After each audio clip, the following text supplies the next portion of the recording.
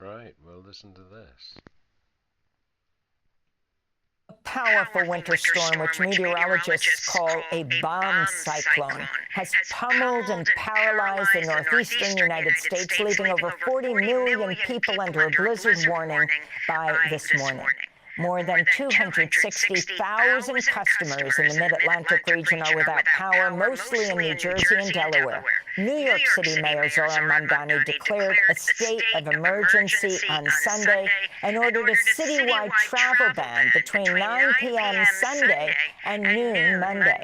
Many school districts, including New York City and Boston, have declared a snow day with no remote learning or in-person learning today.